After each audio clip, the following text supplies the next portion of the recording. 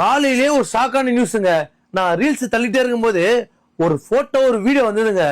யாருன்னு பார்த்தா வீடியோ போறேன் பாருங்களேன். எல்லாரும் இந்த ஹீரோ பாத்திருக்கீங்க தானே?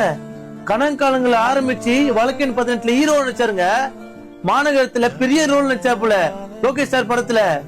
இப்ப நாங்க இப்படி ஆயிட்டாரு. ஆபாசமா வீடியோ போடுறாரு. அவர் ஏதோ தனிமையில இருக்காருன்னு நினைக்கிறேன். நிறைய பேர் சொல்றாங்க அவர் ட்ரக்ஸுக்கு ரொம்ப அடிமை ஆயிட்டாரு, போதை ரொம்ப பண்றதுனால இப்படி ஆயிட்டாரு சொல்றாங்க. நிறைய பேர் சொல்றாங்க அவர் மாற்றம் ஆயிட்டாரு, லேடி பாய் ஆயிட்டாரு சொல்றாங்க.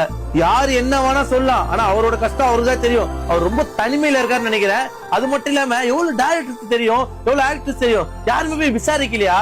அவர் ஏன் அப்படி விட்டாங்க? அவங்க ஃப்ரெண்ட்ஸ் எல்லாம் சொல்றாங்க அவரை கான்டாக்ட் பண்ணவே முடியல, அவங்க சொந்தக்காரெல்லாம் விட்டு அவர் டெல்லியில போய் செட்டில் ஆயிட்டாரு, அவர் ரொம்ப போதைக்கு அடிமை ஆயிட்டாரு. அப்புறம் வந்து பாத்தீங்கன்னா தேவையில்லாத செயலாம் செய்யறாரு, நேக்கடா வீடியோ போடுறாரு. அவர் ஏன் இப்படி ஆனாருன்னா அவர் நடிச்சதுக்கு, அவர் ஒர்க் பண்ணதுக்கு எந்த அங்கீகாரம் கிடைக்கலையா.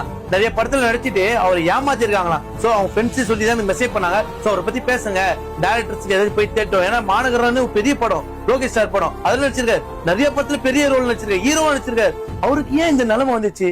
நான் ஒன்னே ஒன்னு சொல்ற மக்களே, இந்த உலகத்துல எதுவுமே நடந்துடல. இப்படி இருக்கும் இப்படி ஆகலாம், அப்படி இருக்கும் இப்படி ஆகலாம். போதைக்கு அடிமையானா இந்த நிலைமை தான். உங்க ஃப்ரெண்ட்ஸ் நிறைய பேர் போதை பண்ணுவாங்க. ஏய் இந்த குடிக்கிறதுனால, இந்த கஞ்சாடினால என் லைஃபே மாறுதுடா, என் கவலையே போகுதுடா அப்படி சொல்லுவாங்க. எல்லாமே போய் அதுக்கு அடிக்ட் ஆயிட்டா நல்லா இருக்க மனுஷன் அழிஞ்சே போயிடுவான். இந்த வீடியோ ஷேர் பண்ணி நீங்க சொல்லுங்க போதைக்கு அடிமையானா இதான உன் நிலைமைன்னு. அதுக்கப்புறம் ஒன்னே ஒண்ணு கேட்டிருக்கேன், இந்த வீடியோ ஷேர் பண்ணி யாராச்சும் ஒரு டைரக்டர்ஸ்க்கு யாராச்சும் டேக் பண்ணி அவர் பார்க்க சொல்லுங்க. ஏன்னா அவரு நல்லா இருந்த மனுஷன் இப்படி கஷ்டப்படுறது ரொம்ப கஷ்டமா இருக்கு.